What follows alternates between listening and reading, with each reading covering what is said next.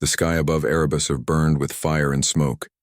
The alien ships hung like dark clouds, dropping death on the surface below. The Virex had come not to conquer, but to erase. Cities were gone. Outposts were ash. And the people who remained clung to life in hidden bunkers and deep mines. Commander Lena Harper stood on a broken ridge, watching the enemy move. She wore old armor, patched with scrap metal and tape. Her hands shook, not from fear, but from rage. This was her world. These were her people. And they were dying. Behind her, a small group of fighters waited. Some were soldiers once. Others were miners, engineers, even teachers. Now they all held guns. Now they all knew how to run, hide, and fight. "We've lost contact with New Hope," said a voice over the radio. It was Marcus Bell, the last officer left at the main base. "No signal, no survivors." Lana closed her eyes. New Hope was the last big town left. If it was gone, then so was most of their food, medicine, and fuel. "Keep trying," she said. "Someone has to be alive." She looked up again. The Virex ships moved slow and sure, like hunters who already knew the prey was caught. They had no reason to hurry. There was no human fleet in sight, no warships, no help. Weeks ago, Earth had promised aid, but that was weeks ago. Now all comms were dead. The silence was louder than any bomb. "You think anyone's still out there?" asked a young girl named Tina. She was barely 18, used to work the ore lines before the war. "Maybe," Lana said. But she didn't believe it. They were alone, and alone meant doomed. Below them, a Virex patrol passed. Tall, black-armored aliens with red eyes and cold machines. They walked like ghosts, scanning for life signs. "Get down," Lana whispered. Everyone ducked low. Hearts beat hard. Breaths were held. The patrol passed. Silence returned. But then, from far away, something changed. A sound. Not from the ground. From the sky, low at first, then louder, like thunder waking up. Lana looked up. And there, through the smoke and ash, a shape fell from space. Not alien, not Virex. Human. It roared like a beast, engines burning bright. None of them spoke. None could. Hope was not gone. Help had come. Roaring from the void, the ship fell through the sky like a falling star. Fire trailed behind it. Metal groaned under the heat. Inside, alarms rang loud and red lights flashed across the control panels. On the bridge, Captain Daniel Reyes held tight to his seat. Sweat ran down his face, his knuckles were white from gripping the armrests. "Atmospheric entry in 30 seconds, called out Ensign Amy Cruz, her voice sharp but calm. Around her, the crew worked fast. Some wore old uniforms, faded and torn. Others had none at all. They'd been gone a long time, longer than anyone expected. They were supposed to be back 2 years ago. They were supposed to be dead. But they weren't. The USS Valiant had survived where no other ship should have. Hiding in deep space, avoiding Virex patrols, staying silent, so the enemy would forget them. Now that silence was broken.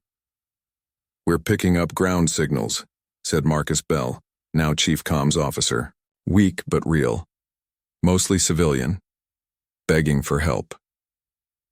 Reyes looked at the screen. Names of lost colonies scrolled past. Erebus IV was one of them. He remembered the reports. How the Virex hit hard and fast. How humanity's fleets were caught off guard. How whole systems went dark. He also remembered the orders. Do not return unless contacted. But there was no time for rules anymore. "Send a message," he said. "Tell them we're coming." "Sir," Cruz said, looking up. "If we do this, there's no going back." He nodded. "I know." Outside, the ship shook as it broke through the cloud cover. Smoke filled the sky. Explosions lit up the land below. The war had come to Erebus like it had to so many others. But this time, it wasn't just death falling from the sky. This time, it was hope. "Arm weapons," Reyes said. "Prepare for combat." A low hum filled the ship as energy flowed into the railguns and missile launchers. The Valiant had been built for stealth, not for battle. But over the years, the crew had made changes, added armor, fixed what they could.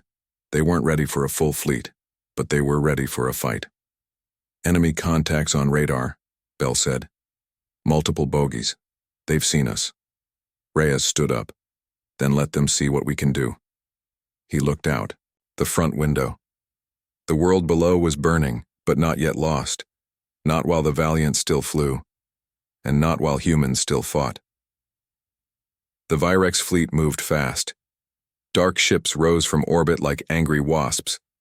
They had not seen a human warship in months. Now one fell from the sky like fire and fury. On the bridge of the Valiant, alarms screamed. Lights flashed red. Crew members shouted reports over the noise. Enemy closing fast, called Ensign Amy Cruz. Weapons locked, said Marcus Bell. Waiting for your word. Captain Daniel Reyes looked out the front window. Below, the surface of Erebus Afor burned. Above, death came flying toward them. He took a breath. Then he gave the order. Fire! The Valiant roared to life. Its railguns cracked like thunder. Bright flashes lit up the darkness. Missiles streaked forward, leaving trails of smoke and fire. The first enemy fighter exploded in silence. Space took away the sound, but not the force. The Virex scattered. They hadn't expected this. Not from a ship they thought lost. Not from a species they believed broken. Hit on the lead corvette, Bell reported. Shields down. Good, Reyes said. Now keep hitting them. The Valiant twisted through the battlefield. It was fast, built for stealth, not brute force, but it fought hard. Below on the ground, Lena Harper and her people watched from the ruins. What the hell is that? Asked Tina, eyes wide. That, Harper said, voice shaking, is help. Over the comms, a new voice broke through the static. This is Captain Daniel Reyes of the USS Valiant. We read your distress call. We are here to fight. If you can hear us, rise up. Harper grabbed the radio. We hear you, she said. Thank God we hear you. Above, the battle raged. The Valiant turned hard, dodging enemy fire. Engines burned hot. Armor cracked under hits. We can't take much more of this, Cruz warned. Reyes didn't answer. His eyes were fixed on the largest enemy ship, a command carrier floating cold and calm behind the lines. He knew what it meant. Control, coordination, leadership. Take it out, and the rest would scramble. Set course for the command carrier, he ordered. Sir, that's suicide. Maybe, he said, but it'll be worth it. The Valiant dove forward, engines screaming. The humans were no longer hiding. They were fighting back, and they were just getting started. The Valiant shot through the battlefield like a blade. Enemy fire streaked past, lighting up the dark. Alarms screamed inside the ship. Metal groaned under pressure. On the bridge, Captain Daniel Reyes kept his eyes on the command carrier ahead. It was huge, twice the size of the Valiant, heavily shielded, floating like a dark mountain above the fight. Shields at 30%, called Ensign Amy Cruz. We can't take another direct hit. Then make sure we don't get one, Reyes said. He turned to Marcus Bell. Can we punch through their comms, scramble their signals? Bell's fingers flew over the controls. Maybe, but it'll take time. Do it fast, Reyes said.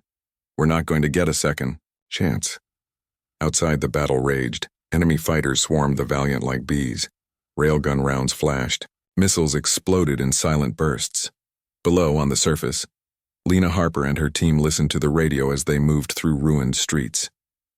They're fighting up there, Tina said, voice shaking. But they're getting hurt. Harper nodded. We have to help them. How? Asked a man named Carl.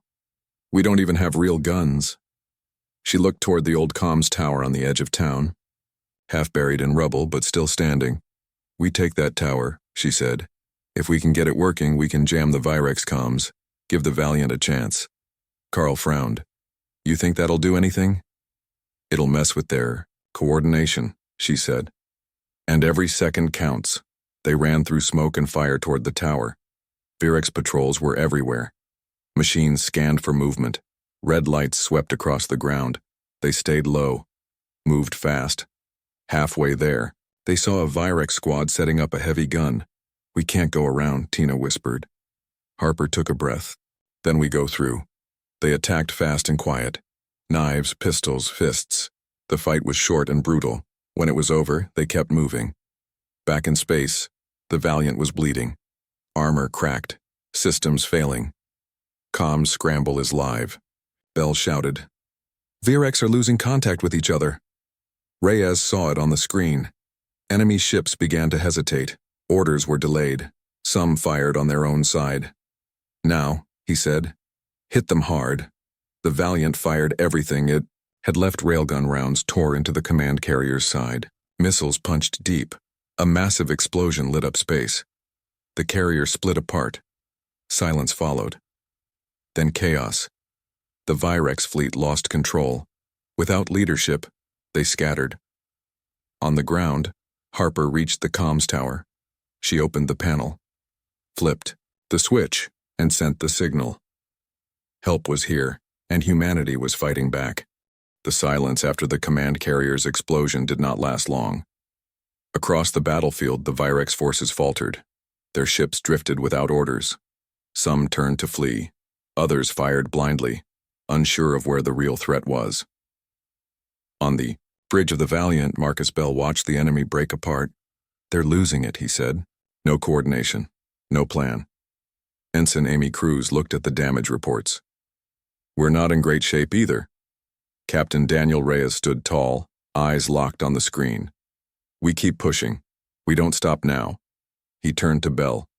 "Can we boost the signal from here? Send out a wider call?" Bell nodded. "Maybe, if we reroute power from the engines." "Do it." Below on Erebus A4, Lena Harper stepped back from the comms tower. Smoke rose from the control panel. Sparks flew as the system struggled to stay online. Tina ran up beside her. "Did it work?" Harper wiped sweat from her face. "I think so." Overhead, the sky cracked open again. Not with fire this time, but with sound. A voice came through every working speaker, every broken radio, every damaged comms unit across the planet. "This is Captain Daniel Reyes of the USS Valiant. We have retaken contact with friendly forces on Erebus 4. All surviving human units, this is your call to rise. Humanity is not gone. We fight back."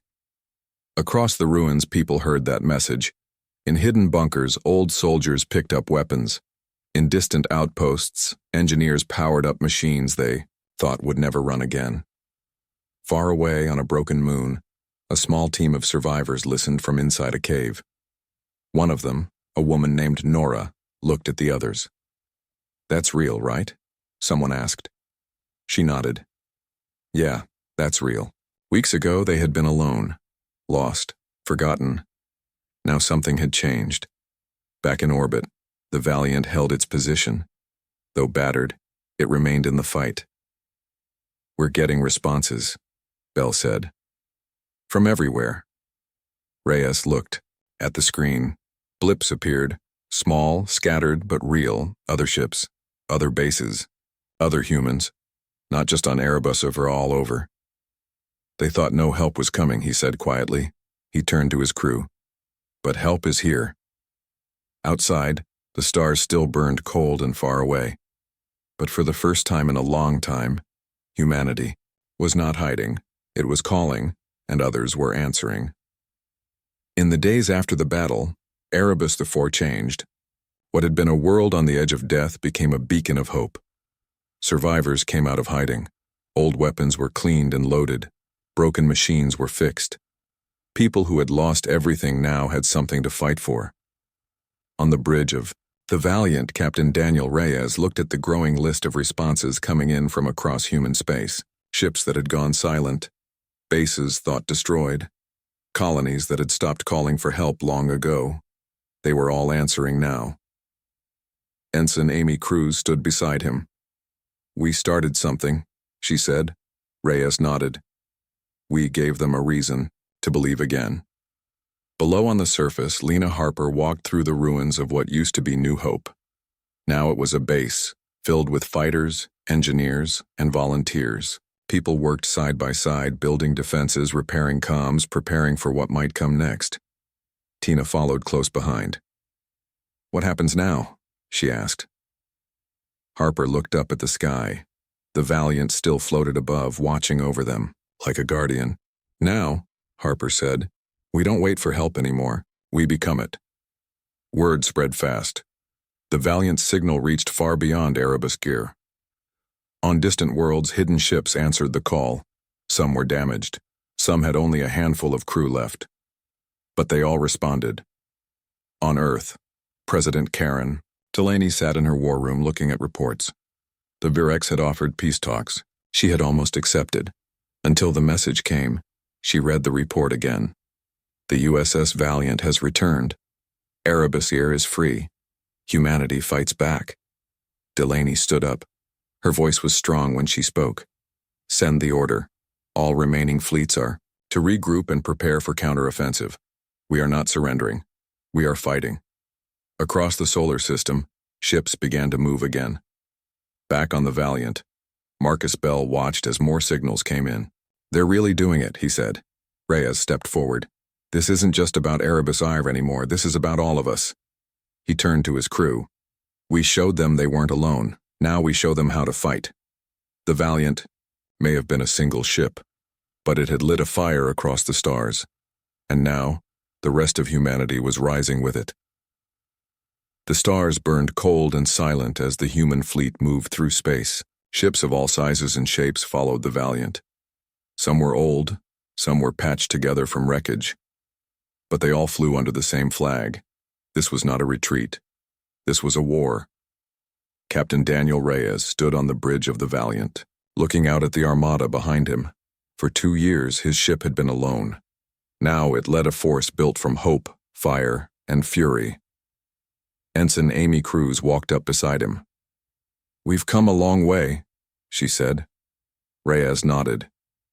We gave them something to believe in. Below decks, Marcus Bell checked the weapon systems one last time. Every railgun, missile, and shield was ready. They knew what waited ahead. The Virex homeworld. A place of dark towers and endless war machines. The enemy had ignored humanity for too long.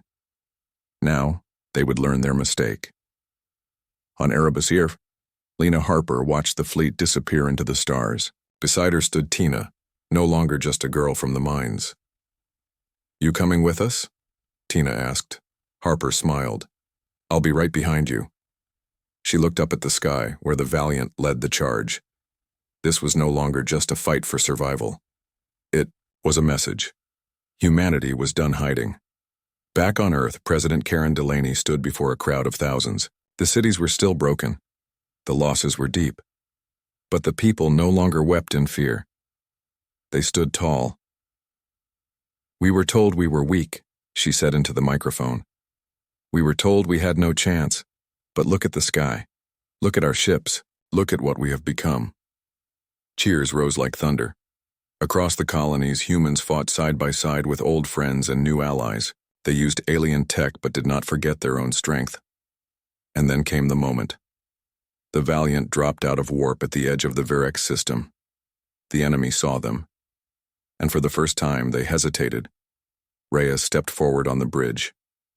He spoke into the comms, voice calm and strong. This is Captain Daniel Reyes of the USS Valiant. We are here.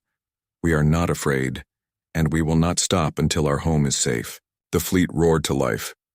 Railguns fired, missiles launched, and the Valiant led the charge into history. Not as ghosts of a lost cause, but as warriors of a species that refused to die. Because when no help was coming, humans became the help.